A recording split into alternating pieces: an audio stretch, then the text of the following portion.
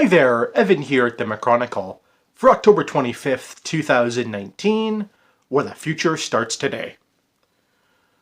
We're going to talk HELOCs today. I'll overlay it on the screen here.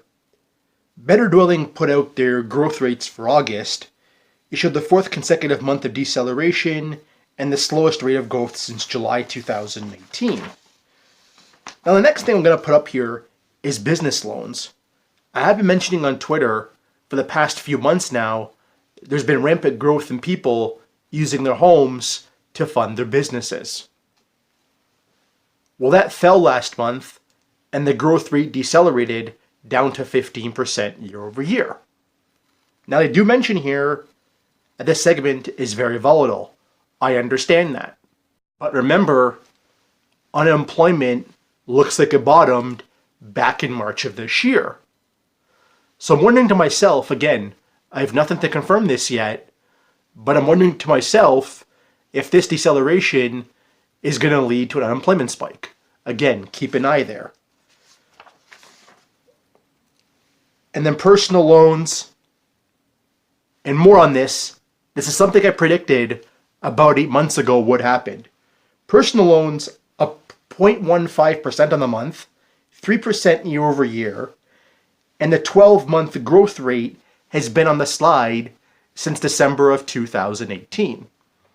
Now, getting away from HELOCs for a second, there's a bigger point I need to make here.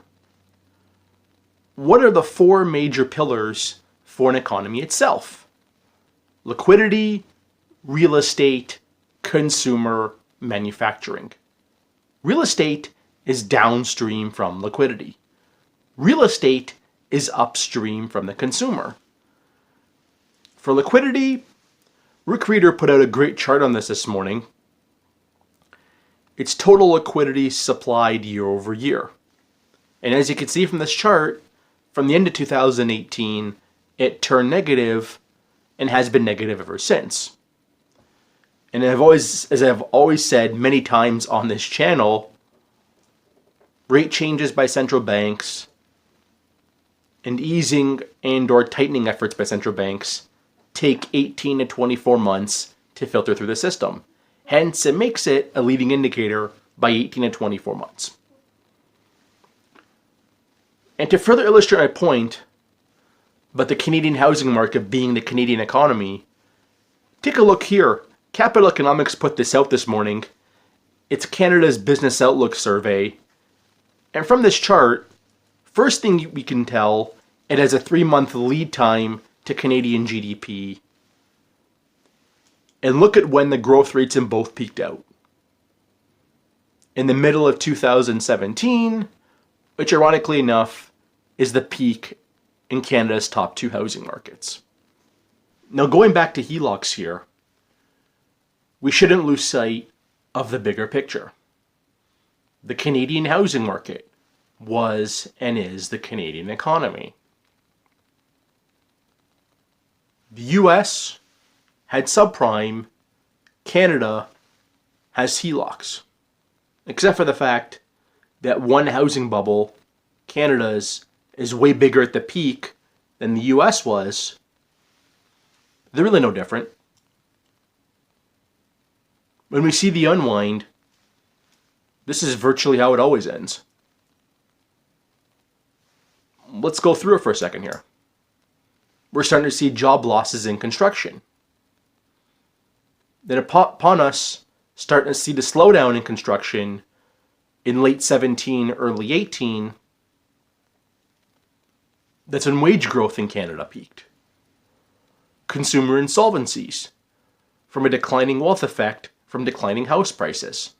They started picking up in the middle of 2018 and have been accelerating to the upside ever since, led by, wink wink, nudge nudge, Ontario.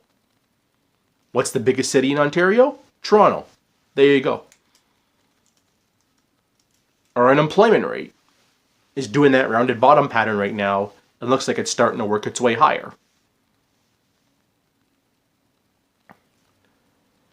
Now I know what everyone's going to say. Oh, but Evan, sales are up year over year. I'll overlay that chart Better Dwelling always puts up. See that return to normal phase? We're there right now.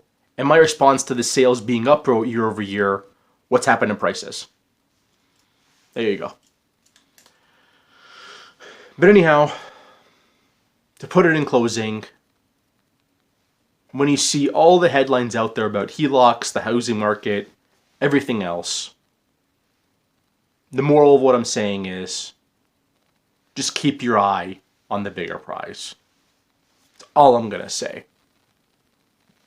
Smash that like button, leave a comment, subscribe, follow both my Twitter accounts, and as always, my name is Evan. This is the McChronicle, where the future starts today.